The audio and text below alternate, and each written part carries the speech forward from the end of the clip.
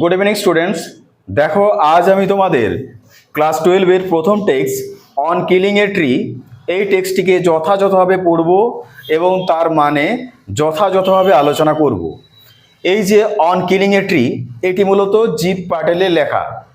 তিনি মূলত প্রকৃতিপ্রেমিক কবি হিসাবে পরিচিত এবং তার সাথে সাথে তিনি একদিকে যেমন নাট্যকার তেমনি চিত্রশিল্পী রূপেও পরিচিত।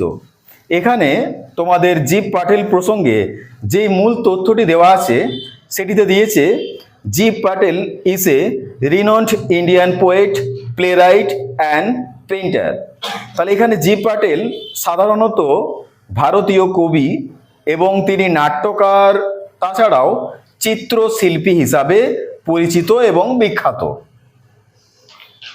ইন হিজ পোয়েট্রি, তার কবিতাতে পাটেল ইউজ এ সিঙ্কোপেটেড রিদিম। তিনি কিন্তু তার কবিতাতে সিঙ্কোপেটেড ছন্দ বা রহিমস সেগুলো কিন্তু ব্যবহার করে থাকেন। He brings the favour of everyday's speech in his poetry.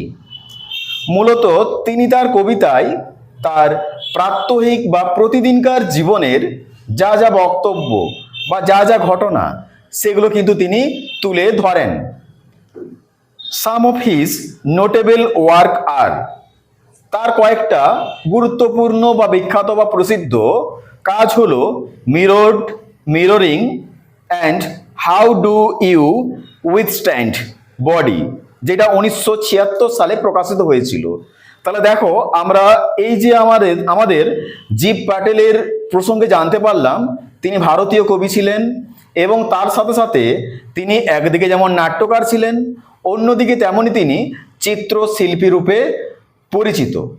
আমাদের চিত্রশিল্প তাতেও কিন্তু তিনি প্রসিদ্ধি লাভ করেছিলেন। তাছাড়াও তিনি তার কবিতায় মূলত প্রাত্যহিক জীবনের যা যা মূল বক্তব্য সেই বক্তব্যগুলো তুলে ধরেছেন। তাছাড়াও তার গুরুত্বপূর্ণ কাজ কিছু এখানে তুলে ধরানো হয়েছে। এরপর আমাদের সেকেন্ড যেই কন্টেন্ট, সেখানে এই কবিতাটা কোন প্রসঙ্গে লিখিত হয়েছে সেই প্রসঙ্গে জানব। দেখো, বলেছে এখানে the poem is about the harm done by the environment by human beings. বলেছে এখানে তার কবিতাটি সাধারণত মনুষ্য সমাজের দ্বারা পরিবেশ কিরকম ভাবে ক্ষতিগ্রস্ত হচ্ছে সেই বিষয় নিয়ে সাধারণত লেখা হয়েছে। In a voice of sarcasm and irony, তাছাড়াও একটা স্বর বা একটা আওয়াজ তোলা হয়েছে যেখানে ব্যঙ্গ এবং বিদ্রুপকে তুলে ধরা হয়েছে। The poet speaks of man's violence and independence towards nature. The poem is written in free verse. তাহলে দেখো, এখানে বলেছে the poet speaks of man's violence. The poet অর্থাৎ কবি এখানে মানুষের যেটা নিষ্ঠুরতা সেই প্রসঙ্গকে তুলে ধরেছেন। অ্যান্ড বলছে ইম্পেশেন্স টুয়ার্ডস নেচার, এবং প্রকৃতির প্রতি মানুষ কিরকম ভাবে অধৈর্য হয়ে উঠেছে। তাহলে ইম্পেশেন্স মানে অধৈর্য, টুয়ার্ডস নেচার মানে প্রকৃতির প্রতি মনুষ্য সমাজ কিরকম ভাবে অধৈর্য হয়ে পড়েছে সেই দিকটাই সাধারণত এখানে তুলে ধরানো হয়েছে। The poem is written in free verse. এই কবিতাটি সাধারণত মুক্ত ছন্দে অর্থাৎ ফ্রি ভার্সে লেখা হয়েছে। তাহলে এটা হলো আমাদের বেসিক ইন্ট্রোডাকশন পার্ট আমাদের অন কিলিং এ ট্রি এই প্রসঙ্গে। দেখো, এই কবিতাটি সাধারণত দুটি অংশে লিখিত হয়েছে। প্রথম যে অংশ, সেই প্রথম অংশে একটা গাছ ছোট থেকে কিরকম ভাবে বড় হয়ে উঠেছে এবং তাকে হাজারো বাধা অতিক্রম করে কিরকম ভাবে দাঁড়িয়ে থাকতে হয়েছে বা প্রতিকূলতার মাঝেও কিভাবে বিকশিত হতে হয়েছে সেই পার্ট দেওয়া হয়েছে। এবং সেকেন্ড যে পার্ট, সেই পার্টে মানুষের যে নিষ্ঠুরতা এবং হিংস্রতা সেই অংশগুলিকে দেখানো হয়েছে, যার মাধ্যমে একটি গাছ সাধারণত তার শেষ নিঃশ্বাস ত্যাগ করতে বাধ্য হয়েছে, সাধারণত মানুষের নিষ্ঠুরতার কারণেই। দেখো, আমাদের ফার্স্ট যেটা পার্ট সেই পার্ট আমি আলোচনা করছি। বলেছে ইট takes much time to kill a tree. It takes much time. এটা নিয়ে থাকে অনেকটা সময় to kill a tree, একটা গাছকে হত্যা করার জন্য। Not a simple jab of the knife will do it. Not a simple jab of the knife, একটা ছুরির সামান্য খোঁচা বা সামান্য আঁচড় will do it, এটা করতে পারে না। মানে একটা গাছকে একটা ছুরির সামান্য আঁচড় মেরে ফেলতে পারে না বা হত্যা করতে পারে না। দেখো, গাছকে আমরা কেটে থাকি, কিন্তু গাছকে কখনো হত্যা করা যায় শুনেছি? কিন্তু এখানে কবি গাছকে হত্যা করার প্রসঙ্গ তুলে ধরেছেন, কারণ আমরা জানি যে প্রত্যেকটা জায়গাতে লিখিত হয়ে আছে বা প্রমাণিত হয়ে আছে মানুষের যেরকম বৃদ্ধি এবং বিকাশ আছে, গাছেরও তেমন বৃদ্ধি এবং বিকাশ আছে। তাই মানুষের হত্যাটাও যেমন হত্যা, তেমনি গাছকে নির্মমভাবে শেষ করে দেওয়াটাকেও কবি হত্যার সঙ্গে তুলনা করেছেন, এবং সেই হত্যা একটা সামান্য ছুরির কোছাতে কিন্তু সম্পন্ন হতে পারে না, সেই জায়গাটি এখানে তুলে ধরা হয়েছে। বলেছে it's has grown slowly, it has grown slowly, এটা বেড়ে ওঠে আস্তে আস্তে। কনজিউমিং দ্য আর্থ, পৃথিবী থেকে তার যা উপাদেয় বা পুষ্টিযোগ্য উপাদান সেগুলোকে শোষণ করে। পরক্ষণে বলা হয়েছে রাইজিং আউট অফ ইট, এটা ভূপৃষ্ঠ থেকে ধাপে ধাপে জেগে ওঠে বা বেড়ে ওঠে। ফিডিং আপন ইটস ক্রাস্ট, এবং সেই ভূপৃষ্ঠ থেকেই সমগ্র তার উপাদেয় উপাদান শোষণ করে, গ্রহণ করে এবং প্রতিপালন করে তার বাইরের আচ্ছাদনকে কঠিন থেকে কঠিনতর করিয়ে দেয়। অ্যাবজর্বিং ইয়ার্স অফ সানলাইট, সাধারণত আমাদের বছরের পর বছর ধরে পৃথিবী থেকে বা পরিবেশ থেকে সূর্যের আলো, এয়ার, বাতাস, ওয়াটার অর্থাৎ জল গ্রহণ করে সেই গাছ কিন্তু আস্তে আস্তে বেড়ে ওঠে। এবং out of its leprous hide sprouting leaves, তার গাছের যে কুষ্ঠ রোগের প্রসঙ্গটা এখানে তুলে ধরানো হয়েছে। আমরা জানি গাছের বাকল মোচন হয়, সেই বাকল মোচন হওয়ার অংশ থেকে স্প্রুটিং লিভস অর্থাৎ স্প্রাউটিং লিভস অর্থাৎ সেখান থেকে সাধারণত গাছের যেগুলো পাতা সেগুলো কিন্তু বিকশিত হয়ে থাকে।